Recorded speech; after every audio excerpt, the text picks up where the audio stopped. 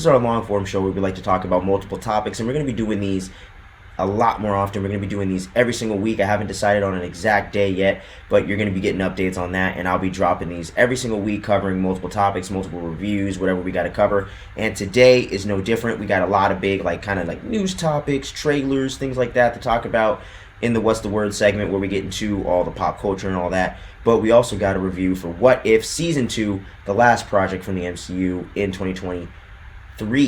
And we did did it out of order, but I kind of actually finished What If a little bit late, and I wanted to make sure to discuss that. I'm an MCU fan, so I just love to get into all that stuff. And even though things are not in the glory days, we're not in that peak point of the MCU, I always love discussing, watching, and just talking about it and seeing what's going to happen and just going in with an open mind, because I've been disappointed by other things like Quantumania, but you never know what you're going to think about it until you check it out. But thank you for jumping into this, and with no further ado, let's go ahead and kick this off with What's the Word.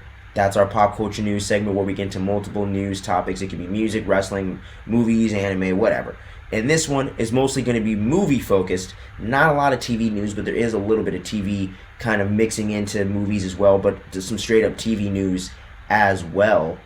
And when it comes to the overall TV news, movie news and all that stuff, we're going to start off with one that I'm not very excited for because it does not have what made the first one and the second one even a damn good film, and that's James Wan being the director of the next Conjuring film. As far as I understand, he is not the next director of the next Conjuring film, which is going to be The Conjuring Last Rites or something like that. The fourth Conjuring film in the franchise. I don't know if it's a prequel, a spin-off, a sequel. I'm not even really sure. I just know for the meantime, it's a continuation of that franchise. And while I did start off as a really big fan of that series, I do think some of those spin-offs have went into a really shitty direction.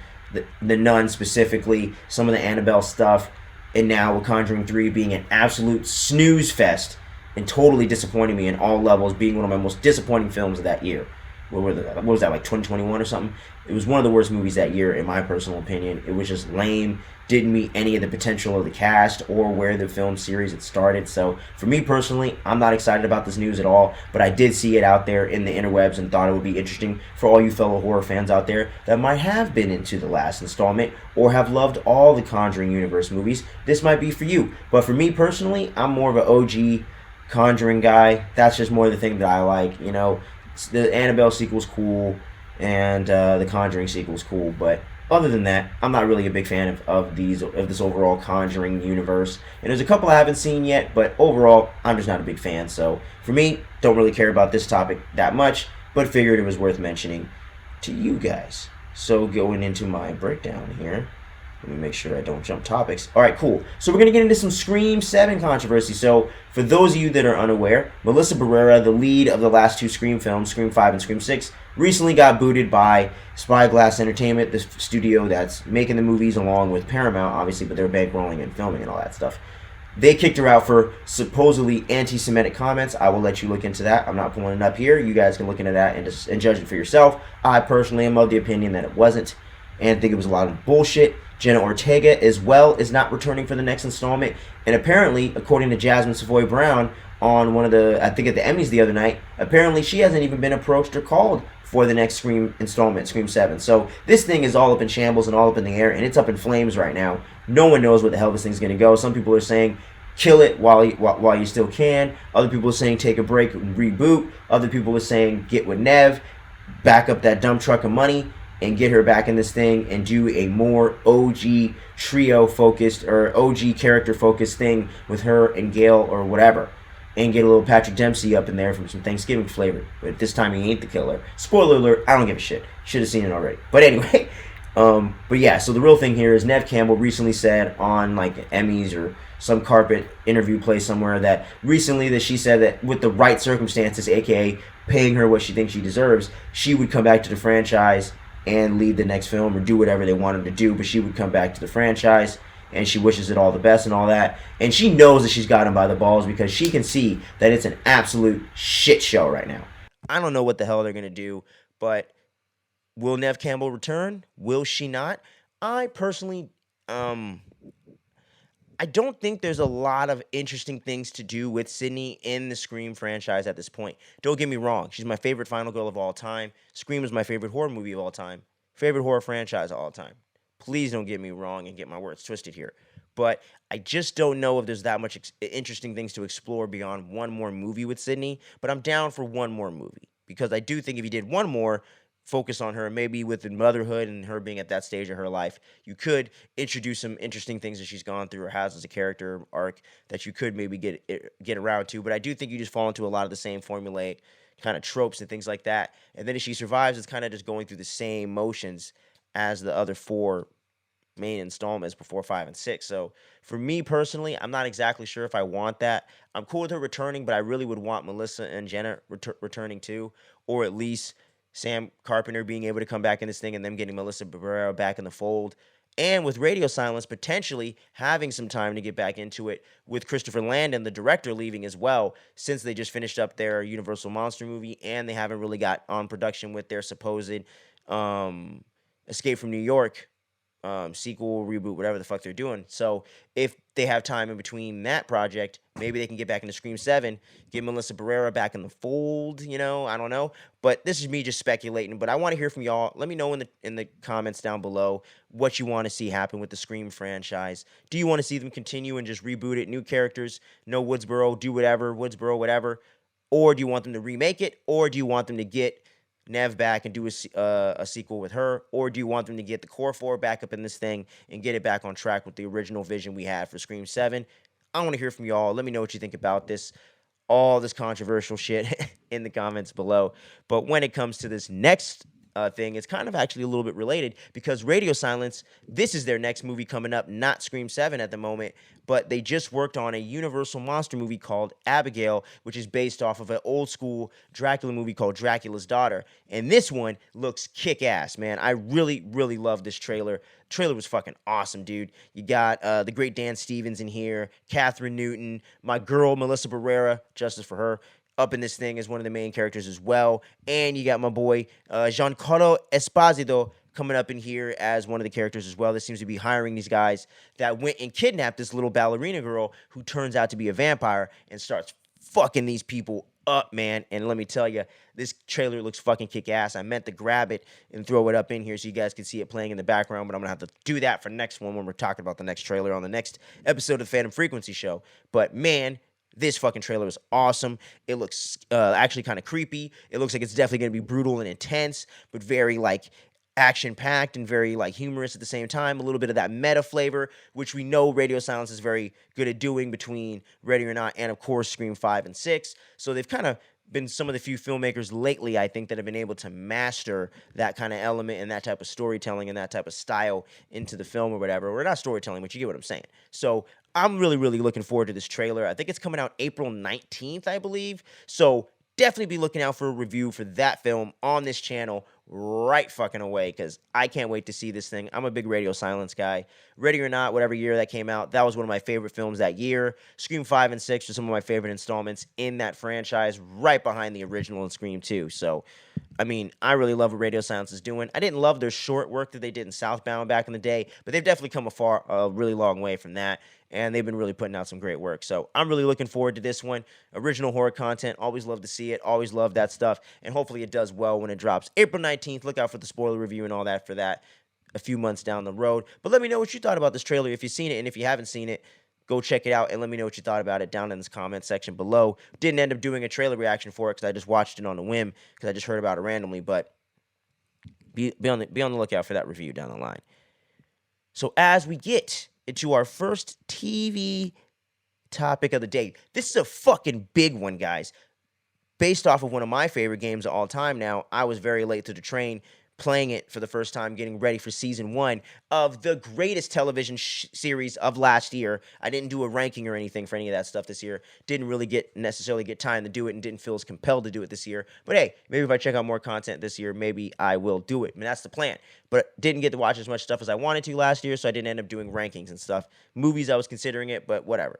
Fuck it. But Last of Us Season 1, one of my favorite TV series so far in years, and the best season of television last year, bar none. Pedro Pascal and Bella Ramsey did such a phenomenal job at playing Joel and Ellie, and Craig Mazin and I can't remember the other filmmaker, um, the original creator of Last of Us. I'm totally forgetting his name, and I feel embarrassed. I hate it. I'm sorry, I can't remember right now. But let me look it up. I gotta look this up. I can't let that slide. But those guys coming together and creating this series was so freaking awesome. Because Craig Mazin, for those that don't know, he did the show Chernobyl, which I haven't watched, but I did see get a lot of universal acclaim and all that kind of stuff, and seems to be very celebrated by a lot of people out there. Let me see. Let me see. No, there you go.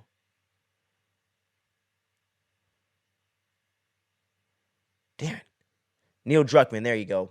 Damn, it's killing me. But yeah, Neil Druckmann and Craig Mazin came together to create that first season of Last of Us, and it was a special season of television. I absolutely love the story of Last of Us. It's one of my favorite stories in fiction of all time, and I think one of the best zombie infection post-apocalyptic type stories that are out there. I love it. So we got some big casting for season 2, and it goes as follows, man.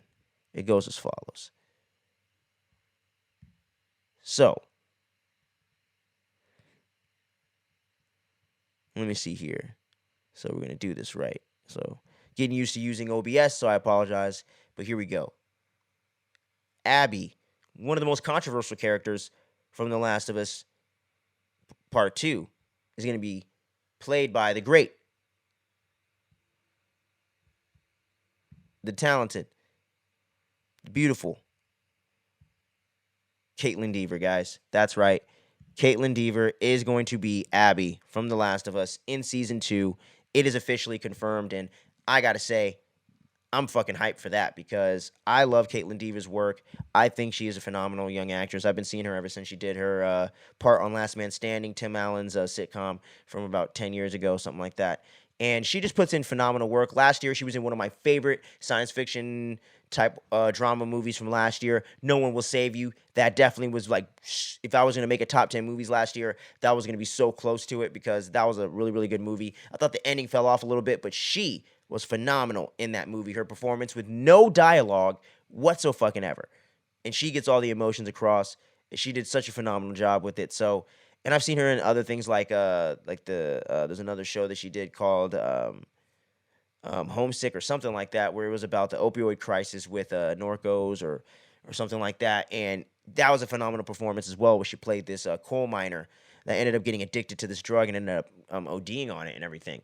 And that was another phenomenal and strong performance. So I've been waiting to see Caitlin Dever get into that mainstream, like, just a bigger IP type thing, that could show her dramatic chops. And this is the perfect vehicle for that, in my personal opinion. I think it's great casting. Now, there is going to be some thought, because if you're going to go compare it off of the character design, right?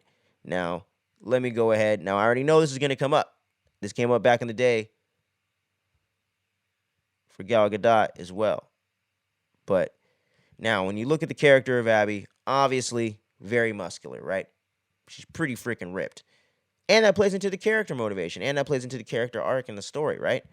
But I'm of the mind that Caitlin Dever can definitely bulk up a little bit, work on that workout regimen. You know those actors be on those crazy workouts. So I am sure that they'll be able to work it out, and she'll be able to build up a little bit. But overall, I'm excited to see what she's going to be able to do as this character, because it's a really interesting character, and I haven't finished Last of Us Part 2 yet, but so far I dig the story. There's one element, I'm not going to spoil anything here, that I do hope they change. There is a big event that happens towards the very beginning of the story that I do hope they put off till at least midway through the season and change that up a little bit. I don't mind them getting to the same plot point, but I do think they rushed it and didn't give you enough time to breathe with that. So I do think if they pace that out a little bit differently and let that go towards the middle of the season, that to me will be a little more powerful to kind of get you into that second half and really get you. I don't know. I just felt like it was a little too much too soon in the second game. That's one of my only criticisms. I don't mind what happens. I just thought they did it in a little bit too much quick way and did it to just subvert you and make it jarring, but I think they could have paced it out a little better and got you to go along with where those characters were at that time before they did what they did, So I personally think that they should switch that up just a little bit, just a little bit. I don't even mind the same fate, just switch it up. But here we go. So the next casting here that we got going on is going to be for the character of Dina from Last of Us Part 2, for those that don't know.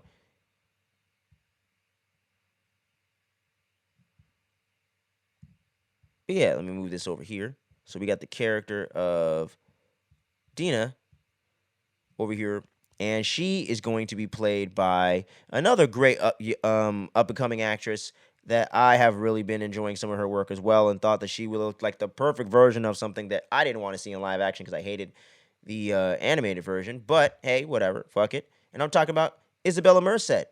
She is going to be cast as Dina from Last of Us Part 2, and I'm not a huge fan of that character. I just think she's a dumbass and in the game, you know, like she can be really annoying at times. But I do understand what they're going for with the character, and I do like some of the storytelling going on in the relationship that she has with Ellie. No spoilers here, but just going to throw that out there. So getting to see Isabella Merced with Caitlin Dever, not Caitlin Dever, sorry. Getting to see her with Bella Ramsey is going to be super duper cool to see. And speaking of Caitlin Dever, Isabella Merced and her did work on Isabella Merced and her. There we go. Backwards. But Isabella Merced and her did work on something like Shakespearean type movie back in the day. So seeing them cross paths eventually in the story in here in season 2 is going to be very interesting because they're not always coming face to face, but they do eventually have a confrontation. So it's going to be interesting to see where that goes, and to get to see Isabella Merced really dig into some really deep dramatic stuff after she's going to have to do that shitty ass Madam Web movie for Sony is going to be a treat. So this probably isn't coming out this year, though. I think season 2 of Last of Us is going to come out early next year. But it's going to be awesome to see her get away from that bullshit of Madam Web and then get into Hot Girl over there in DC in the same freaking year in Superman Legacy in the summer. So Isabella Merced next year might be the year where she goes up into the stratosphere. And I think the same is going to happen for Caitlin Dever as well. But let us move on to the last casting announcement here of Last of Us Season 2. Another character from Part 2, of course, Jesse, is going to be popping up in this thing.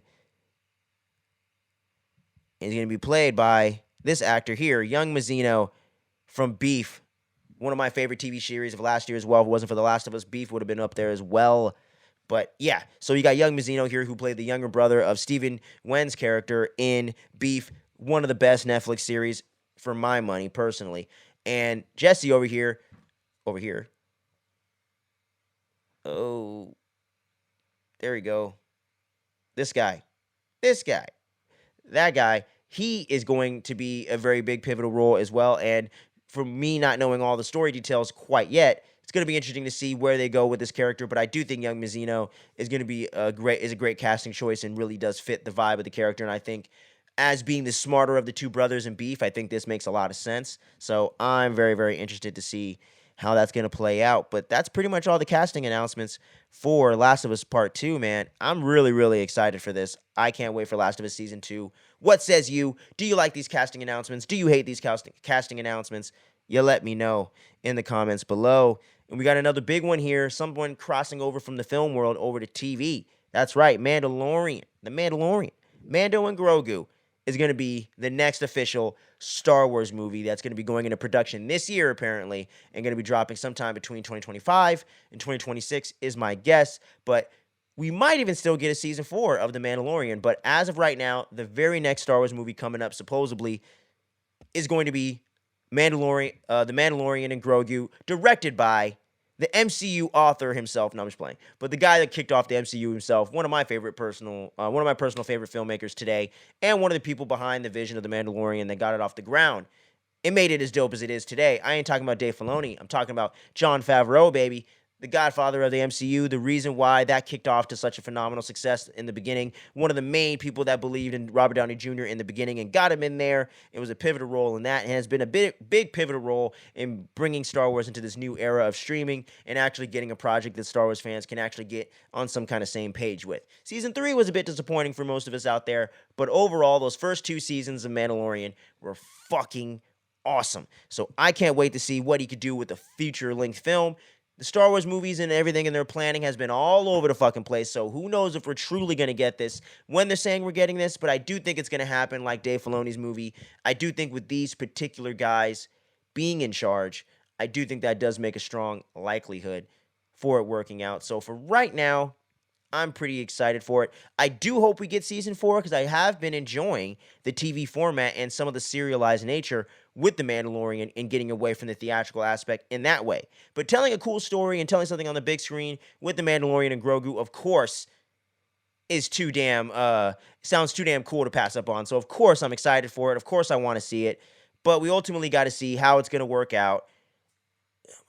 We ultimately got to see how it's going to work out and what's going to happen with it, what the story's going to be, because that's my main question. What's the story here? What's the story they're doing with this that they couldn't do on the small screen? What are they doing with this they're not doing in Dave Filoni's overall Heir to the Empire crossover film? You know what I'm saying? Those are the questions that I have in my mind right now. I'm not exactly sure where that's going to go, and those are the questions that are lingering. But if they have a really cool story to tell, with Jon Favreau being in the helm and him potentially writing it as well, I think we're in good hands here. I think we can get a really kick-ass Star Wars movie, potentially the best Star Wars movie since Rogue One, no doubt, because has kind of become my favorite Star Wars movie of the new era. With Force Awakens still at number 2 because the other movies in the trilogy have kind of brought it down just a little bit because it doesn't play overall as a strong trilogy. But Rogue One was a sick-ass one-off, so this could be in a similar fashion, and I think could be something really cool. So we'll have to wait and see what the hell they're going to actually give us with this movie. But y'all let me know, are you excited for a Mandalorian and Grogu movie? Do you want them to change the title like I do? Because that sounds hella corny. But I'm still interested to see what they're going to do with this movie and to see if it's actually going to happen. When they say it's going to happen, is it going to go into production this year? Only time will tell, but we'll keep you updated with all the updates on that here on the channel as well. We'll be getting into more updates this year as well. And yeah, so that's pretty much it for What's the Word. It was pretty packed this time around. Had some really good stuff to get into, but now it's time for us to get into that What If Season 2 review. And overall, I dug the first season of What If. It was good, but for me personally, I wasn't exactly in love with the series. I like certain episodes a lot more than others, like the T'Challa episode, the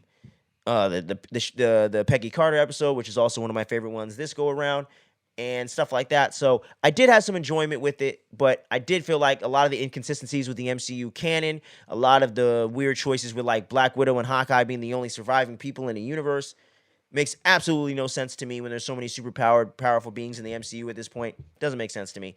But anyway, moving on, I did like the Guardians of the Multiverse angle and how they brought all those characters together. Had Killmonger get the Infinity Gauntlet from Ultron and all that stuff. It was cool to see those two villains come face to face as well.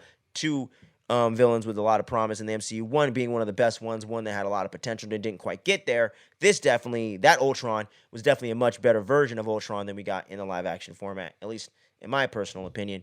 And I think my boy Skippy felt the same. He hasn't been on the channel in a while for those that haven't seen him, but go back and check out the earlier episodes. He's one of the producers of the show as well. One of my good personal best friends in the world. So, but yeah, getting back into this topic here, What If Season 2? So I had a little bit of tempered expectations and lowered expectations going into this season. And overall, I fucking dug it a lot more than Season 1. Now, there were some missteps here, especially in the finale and with one particular episode. Not the character, but the episode, and we'll get more into that in a second. But I did think that this season was a little bit stronger and gave us some cooler what-if scenarios that definitely played into the overall potential of what this could be a lot better. Like the Nebula episode with the whole noir vibe of her, if Nebula joined the Nova Corps. Super dope episode. I really like that a lot. The episode with the 80s Avengers and Peter Quill, if he came down and the Avengers assembled in the 80s as opposed to the 2010s. That was fucking awesome. Getting to see all those different versions of like Wasp and Michael Douglas Ant-Man, Hank Pym in action and stuff like that as a young man. Getting to see a young Peter Quill talking to Hope Van Dyne was really, really cool. And getting to see Janet Van Dyne in action and things like that. Getting to see T'Challa's dad get in there. It was really, really cool to get to see a different version of the Avengers and really play into that what-if scenario in a cool, interesting way, in a very perfectly paced episode.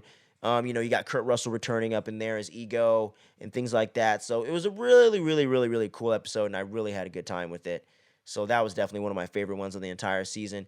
Also, the Peggy Carter, what if she fought the Hydra Stomper or whatever? Him, essentially, her version of the Winter Soldier, except Steve comes back as the Hydra Stomper as opposed to Bucky coming back from the dead, because Bucky is the district attorney or of defense or whatever the fuck, or the the secretary of defense or whatever the hell is going on, and he's being targeted by Steve and whatnot. So Bucky's alive and well in this universe, which is really cool to see. He's hella old and all that. Peggy Carter is obviously Captain America running around with Black Widow, a la Winter Soldier vibes. But they also found a really clever way to mix in some Black Widow story elements as well. So it was really dope to see how they seamlessly mixed in Black Widow and Winter Soldier in a perfect way.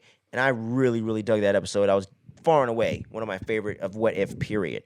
And then the one with What If the Avengers Were in 1602 was fun, but I thought they needed a little more time to let that story kind of marinate a little bit more and give it a little more context of how we got to that point. I did like getting to see Scarlet Witch be in center stage, always one of my favorite MCU characters, so it was great to see her return, even though it wasn't my girl, Elizabeth Olsen. Still cool to see the character back in action.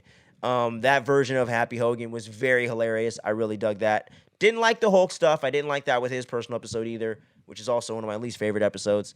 But I did dig seeing Captain America and that version and the way that that actor was able to really get the cadence. Chris Evans, I thought, was really awesome. And getting to see him and Peggy reunite in that way in a different context, with him being from the time of Infinity War in his timeline where he hits the time stone with his Infinity War style shields and whatever that he got from Wakanda.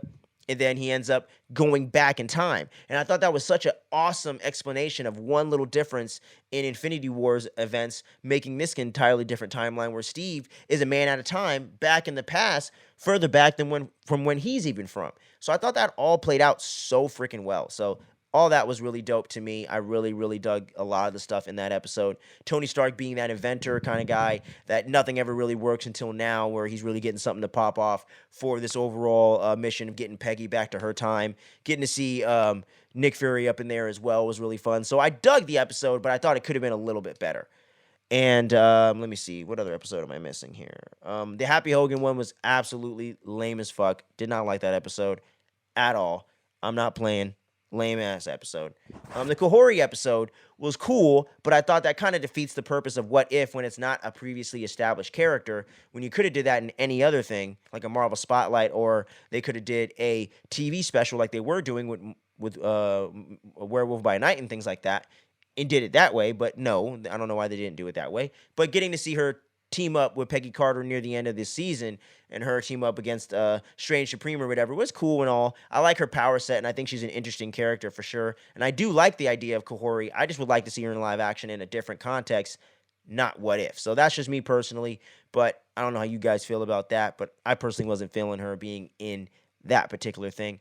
But overall, I thought the finale was a little bit of a letdown too. We just kind of got into this OP God versus God mode stuff, and I just thought that was not as interesting as what was going on in some of the other episodes. And even the overall team up element I thought we were going to get with the 80s Avengers maybe, and Peggy Carter and Kahori, was a little bit of a letdown as well. So I didn't necessarily love that element either. And the episode I'm leaving out, my bad guys, when Hela gets sent down to Earth and is banished like Thor style, the way they mix Thor 1, Ragnarok, and Shang-Chi with when Wu coming back as the Mandarin in his full-on prime with the 10 rings, and how that ultimately ends up being a redemption story for both him and Hela was so awesome. And getting to see her team up with Shang-Chi's mom, and getting to see her team up with Lucy Liu's character. I mean, not Lucy Liu's character, I'm so sorry. Damn, I'm forgetting the woman's name right now. But with that character from Shang-Chi as well, getting to see them finally bring in some Shang-Chi elements into the MCU post-Phase 4, because where the hell has Shang-Chi been? It's crazy. What the hell's going on? Damn, come on. But it was great to see that stuff all come together and get a really, really solid episode of What If. So I really, really dug that episode as well. And yeah, so overall, the season was very enjoyable. Very much played into the What If scenario a lot stronger than I thought the other season did. But overall, was still a little bit disappointing by the end, and I thought they kind of wasted one good episode on that Kahori premise a little bit. But overall, I dug the season. I'm going to give What If a 7. I'll give that a 7.5 out of 10, because retroactively I'm going to give Echo a 7 because it was just barely solid enough. But this one was just a little bit better than the last one, so I'm going to give this one a 7.5 5 out of 10. But let me know what y'all thought about What If down in the comments below. Did you really dig season 2? Did you think it was lame as hell? Did you think it was somewhere in between? Let me know what you thought about it in the comment section below. And thanks for sticking with us to the very end for this first official episode of the Fandom Frequency Show in 2024. Like I mentioned at the top of the show, we're going to be doing these episodes every single week. There's not going to be an exact day for right now, but once we figure that out down the line and get it all scheduled, you guys will know. You're going to be getting these long-form episodes every single week, multiple reviews, topics, and all that stuff, trailer reactions potentially within the episodes, breakdowns and whatnot, and, you know, just getting our 2 cents on stuff like that, mixing up these different topics and whatnot, and yeah. So thanks for checking this out. We're going to catch you guys on the next one. I got another video planned for this for the channel this week that hopefully should be up by the weekend. More music theme for sure, and we're going to be getting back into our music focused, audio focused podcast, Fandom FM, where we get into music and audio and all that kind of stuff. And we're going to be talking about Green Day's new album Saviors next Friday, so make sure you check that out on the podcast feed. We're going to be getting a full review for that and some other fun stuff in the pipeline. So make sure you stay tuned, you don't sleep. Thanks for watching. Appreciate you. One love and peace out.